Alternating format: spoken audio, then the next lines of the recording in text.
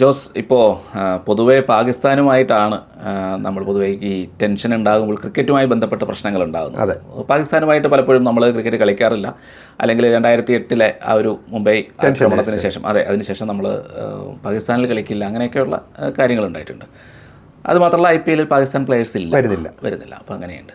പക്ഷേ ഇപ്പോൾ ഈ അടുത്ത സമയത്ത് വീണ്ടും ബംഗ്ലാദേശുമായിട്ട് ഇങ്ങനെയൊരു പ്രശ്നം ഉടലെടുത്ത് വരികയാണ്. അതായത് ബംഗ്ലാദേശിൻ്റെ ഒരു കളിക്കാരനെ IPL കളിപ്പിക്കേണ്ട എന്നുള്ള തീരുമാനം വന്നു.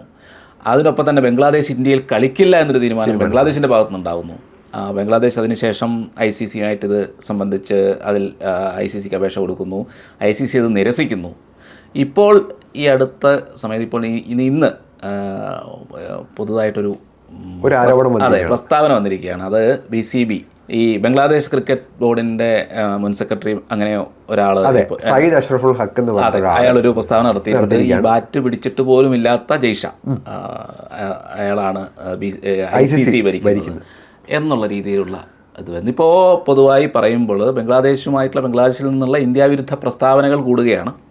അവിടുത്തെ ന്യൂനപക്ഷങ്ങളെ, ഹിന്ദുക്കളെ കൊല്ലുന്ന ഇത് ഒരു 6-7 പേര് ഇപ്പോൾ ഏകദേശം ഈ ഒരു വിഷയത്തോടുകൂടി കൊല്ലപ്പെട്ടിട്ടുണ്ട്. അറിയാമല്ലോ ബംഗ്ലാദേശിലെ സാഹചര്യങ്ങൾ മാറുന്നു. ഇന്ത്യക്കെതിരെയാണ് അവിടെ ഏറ്റവും കൂടുതൽ ഇതുണ്ടാകുന്നത്. ഇന്ത്യക്കെതിരെ വളരെ വലിയ ഇന്ത്യ വിരുദ്ധ പ്രസ്താവനകളും ചിക്കനൊക്കെ കട്ട് ചെയ്യും, അങ്ങനെ അത് ഇതെന്നൊക്കെ പറഞ്ഞിട്ട് ബംഗ്ലാദേശിനുള്ള രാജ്യം എങ്ങനെ ഉണ്ടായി എന്ന് പോലും ചിന്തിക്കാതെയുള്ള രീതിയിലുള്ള പ്രസ്താവനകൾ വരുന്നുണ്ട്. ക്രിക്കറ്റുമായി ബന്ധപ്പെട്ട് ഈ ഒരു സാഹചര്യത്തെ എങ്ങനെ കാണുന്നു? ആദ്യമേ തന്നെ നേരത്തെ പറഞ്ഞ പേര് സയ്യിദ് അഷ്റഫുൽ ഹക്ക് എന്ന് പറഞ്ഞിട്ടുള്ള ആൾ, പുള്ളി BCBയുടെ മുൻ സെക്രട്ടറിയാണ്. പുള്ളി ഇന്ന് പറഞ്ഞ വാചകം ഞാൻ വായിക്കാം. ഒരിക്കൽ പോലും ക്രിക്കറ്റ് ബാറ്റ് കയ്യിലെടുത്ത് ഒരു മത്സരം പോലും കളിച്ചിട്ടില്ലാത്ത വ്യക്തിയാണ് ജയ്ഷ.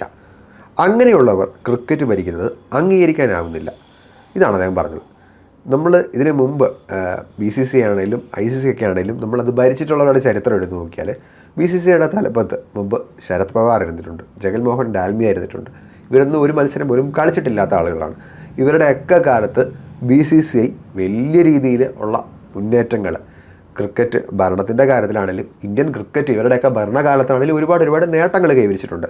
അതുകൊണ്ട് ഇവർക്ക് ക്രിക്കറ്റ് അറിയത്തില്ല, അല്ലെങ്കിൽ ക്രിക്കറ്റ് അറിയാത്ത ഒരു തലപ്പത്തിരുന്ന് കഴിഞ്ഞാൽ ഇത് ശരിയാകില്ല എന്നുള്ളൊരു സ്റ്റേറ്റ്മെൻറ്റ് കൊണ്ട് പ്രത്യേകിച്ച് കാര്യമില്ല. പിന്നെ ഇദ്ദേഹം പറഞ്ഞ വ്യക്തി ജയ്ഷ, കോവിഡ് കാലം, നമ്മളൊക്കെ കോവിഡ് കാലത്ത് ഒത്തിരി സ്ട്രഗിൾ ചെയ്തിട്ടുള്ള ആളുകളാണ്.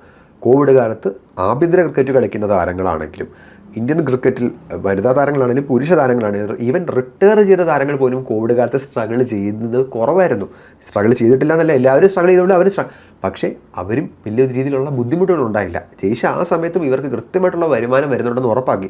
കോവിഡ് ആ ഒരു ലോക്ക്ഡൗൺ ആ പീരീഡൊക്കെ കഴിഞ്ഞപ്പോൾ മത്സരങ്ങൾ നടക്കാൻ തുടങ്ങുന്നു. ഇതോടെ ക്രിക്കറ്റ് വളരെ ആക്റ്റീവായി. ആഭ്യന്തര ക്രിക്കറ്റ് കളിക്കുന്ന താരങ്ങളുടെ മാച്ച് ഫീസ് ഉയർത്തി. ഇത് വലിയൊരു മാറ്റമാണ്. 2022 IPL റൈറ്റ്സ് വിറ്റുപോയിട്ട് 48,390 കോടിയാണ്. നമ്മൾ ഈ 48,390 കോടി എന്ന് കേൾക്കുന്നത് വലിയ തുകയാണ്. അത് IPL ആഘോഷത്തിനായിട്ടല്ല, ഗ്രാസ് റൂട്ട് ലെവലായിട്ടുള്ള ടൂർണമെൻറ്റുകൾ നടത്തുമ്പോൾ തൊട്ട് ഈ തുക ചിലവാക്കുകയാണ്.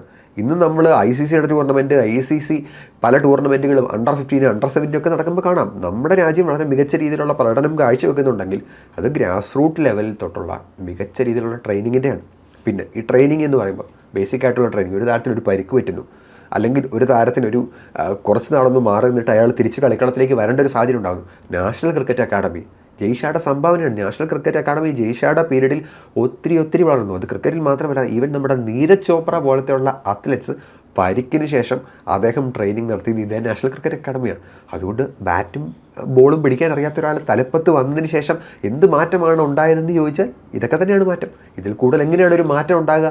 അതെ, അതായത് ഈ ബാറ്റ് പിടിച്ചില്ല അല്ലെങ്കിൽ ക്രിക്കറ്റ് കളിച്ചില്ല എന്നുള്ളതിലല്ല, നമ്മൾക്ക് ക്രിക്കറ്റിനോടുള്ള താല്പര്യവും പാഷൻ എന്നുള്ളതും അതിനൊപ്പം തന്നെ ഒരു നല്ല അഡ്മിനിസ്ട്രേറ്റർ എന്നുള്ള രീതിയിലുള്ള കഴിവുമാണ് ഏത് ഒരു സ്ഥാപനത്തെ ആയാലും മുന്നോട്ട് നയിക്കുന്നത്. ഉറപ്പായിട്ടും. അതല്ലാതെ ഈ പറയുന്ന BCCയുടെ സെക്രട്ടറിയോ അല്ലെങ്കിൽ പ്രസിഡന്റോ മറ്റ് രാജ്യങ്ങളിലെ പ്രസിഡന്റുമാരുമായിട്ട് അവിടുത്തെ ക്രിക്കറ്റ് കൺട്രോൾ ബോർഡിന്റെ പ്രസിഡന്റുമാരുമായിട്ട് മത്സരമൊന്നും സംഘടിപ്പിക്കാൻ പോകുന്നില്ല. ഇവർ തമ്മിൽ മത്സരങ്ങളൊന്നുമില്ല. ഇപ്പോൾ അതെ, അങ്ങനെ ഒരു സംഭവം വരുന്നില്ല.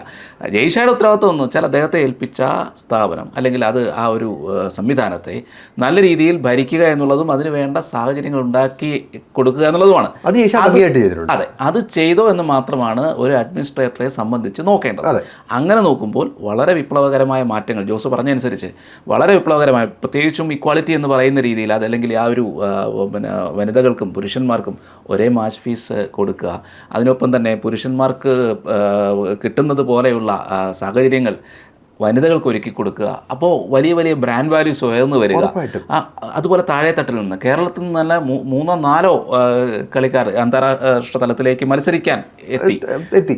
അതായത് സജന സജീവൻ, അങ്ങനെ മിന്നുമണി, അതെ അതെ. അപ്പോൾ ഇത് എന്ന് വെച്ചാൽ അങ്ങനെ ഉയർന്നു വരുമ്പോൾ സ്വാഭാവികമായിട്ടും നല്ല അഡ്മിനിസ്ട്രേഷൻ ഉണ്ടെങ്കിൽ അത് സാധ്യമാകുമെന്നാണ് ജയ്ഷ കാണിച്ചത്. അല്ലാതെ അതിൽ ജയ്ഷയുടെ രാഷ്ട്രീയമോ മറ്റൊന്നും നോക്കിയിട്ട് കാര്യമില്ല. നേരത്തെയും രാഷ്ട്രീയക്കാർ ഇരുന്നിട്ടുണ്ട്, അവരെന്തൊക്കെ ചെയ്തു എന്നുള്ളതും കൂടെ നമ്മൾ നോക്കേണ്ടതാണ്. അവർക്ക് ഇത്രയും ചെയ്യാൻ കഴിഞ്ഞോ എന്നുള്ളത് നമ്മൾ നോക്കേണ്ടതാണ്. പക്ഷേ നിലവിലത്തെ സാഹചര്യത്തിൽ ഈ ICC എന്ന് പറയുന്ന സംവിധാനം ഇപ്പോൾ എടുത്തൊരു തീരുമാനം, അതായത് എന്തിനാണ് ഇപ്പോൾ ബംഗ്ലാദേശ് ഇങ്ങനെ ഒരു ആവശ്യം ഉന്നയിച്ചപ്പോൾ അത് നടക്കുന്ന കാര്യമല്ല, അങ്ങനെ പെട്ടെന്ന് വന്ന് ചോദിക്കേണ്ട കാര്യമല്ല എന്ന് ICC പറഞ്ഞു. അതിനോട് എന്താണ് ജോസഫ് പറയാം?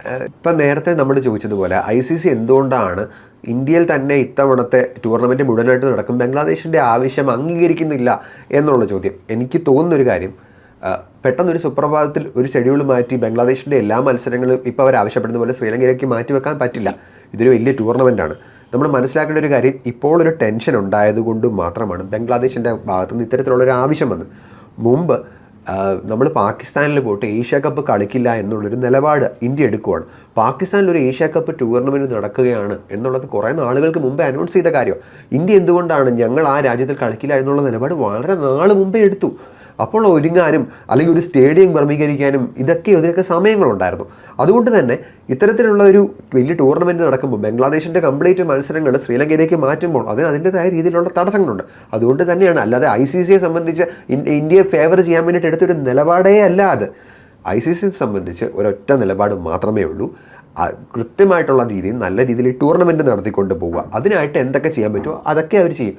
നമ്മുടെ പാകിസ്ഥാൻ ഇത്തവണ ഇന്ത്യയിൽ ഒരൊറ്റ മത്സരം പോലും കളിക്കുന്നില്ല. പാകിസ്ഥാൻ എടുത്ത നിലപാട് എന്തായിരുന്നു? ഞങ്ങൾ ഇന്ത്യ വന്ന് കളിക്കുന്നില്ല. അതുകൊണ്ട് ഇന്ത്യ പാകിസ്ഥാനായിട്ട് കളിക്കുന്ന മത്സരം, അല്ലെങ്കിൽ പാകിസ്ഥാൻ്റെ ഭാഗമായിട്ടുള്ള എല്ലാ മത്സരങ്ങളും ശ്രീലങ്കയിലാണ് ഷെഡ്യൂൾ ചെയ്തിരിക്കുന്നത്, ന്യൂട്രൽ വേദിയിലാണ്.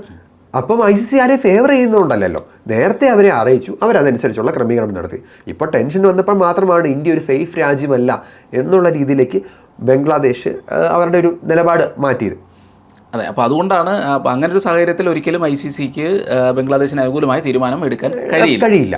അതെ, ഓക്കെ. അപ്പോൾ വീണ്ടും ഈ അടുത്ത സമയത്ത് വന്ന ഈ പ്രസ്താവനയുടെ ഭാഗമായിട്ട് വന്ന ഒരു ആരോപണം, അതായത് ലിട്ടൻ ദാസോ അല്ലെങ്കിൽ സൗമ്യ സർക്കാരോ ആയിരുന്നെങ്കിൽ ഇന്ത്യ മാറ്റി നിർത്തില്ലായിരുന്നു എന്നൊരു ആരോപണം, വർഗീയപരമായിട്ടുള്ളൊരു ആരോപണമാണ്. ഇദ്ദേഹം തന്നെയാണ് നേരത്തെ പറഞ്ഞ അയാൾ തന്നെ അത് പറഞ്ഞിട്ടുണ്ട്. അപ്പോൾ അതിനെ ജോസ് എങ്ങനെ കാണും?